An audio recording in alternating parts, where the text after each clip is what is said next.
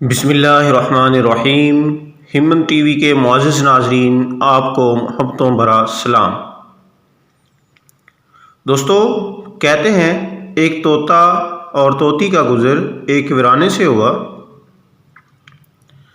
ویرانی جگہ دیکھ کر طوطی نے طوطے سے پوچھا کہ کس قدر ویران گاؤں ہے۔ طوطے نے کہا، لگتا ہے یہاں کسی الو کا گزر ہوا ہے۔ جس وقت طوطا طوطی باتیں کر رہے تھے، اتفاق سے عین اسی وقت ایک الو بھی وہاں سے گزر رہا تھا۔ اس نے طوطے کی بات سنی اور وہاں رک کر ان سے مخاطب ہو کر بولا، لگتا ہے تم لوگ اس گاؤں میں مسافر ہو، آج رات تم لوگ میرے مہمان بن جاؤ، میرے ساتھ کھانا کھاؤ۔ الو کی محبت بھری دعوت سے طوطے اور طوطی کا جوڑا انکار نہ کر سکا اور انہوں نے الو کی دعوت قبول کر لی۔ کھانا کھا کر جب انہوں نے رخصت ہونے کی اجازت چاہی تو الو نے طوطی کا ہاتھ پکڑ لیا اور کہا، ارے بھائی، تم کہاں جا رہی ہو؟ طوطی پریشان ہو کر بولی، یہ کوئی پوچھنے کی بات ہے بھلا؟ میں اپنے خاوند کے ساتھ واپس جا رہی ہوں۔ الو یہ سن کر ہنسا اور بولا، یہ تم کیا کہہ رہی ہو؟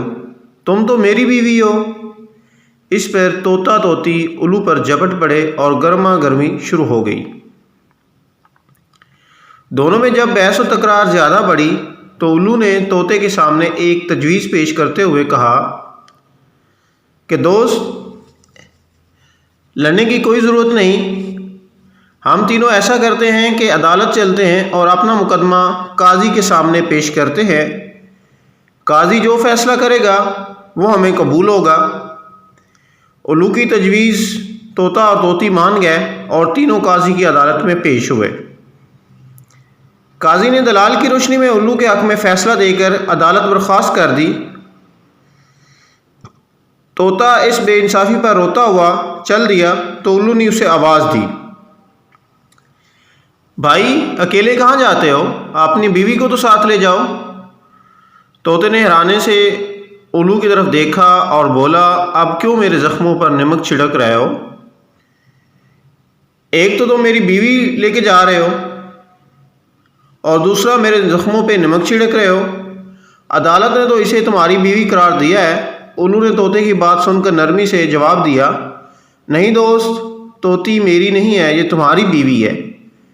میں تمہیں صرف یہ بتانا چاہتا تھا کہ بستیاں الو بولنے سے ویران نہیں ہوتی، نہ الوؤں کے رہنے سے اور گزرنے سے ویران ہوتی ہیں۔ بستیاں تب ویران ہوتی ہیں جب ان سے انصاف اٹھ جاتا ہے۔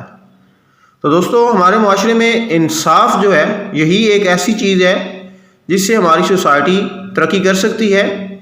ہمیں بھی چاہیے انصاف کا دامن ہاتھ سے نہ چھوڑنے دیں اور انصاف کریں، اپنے گھر میں بھی، اپنے دوستوں میں بھی، اور جہاں جہاں پہ ہم رہتے ہیں، اپنی جاب پہ ہیں یا جو کام بھی ہم کرتے ہیں، اس میں انصاف کا دامن ہاتھ سے نہ چھوڑیں۔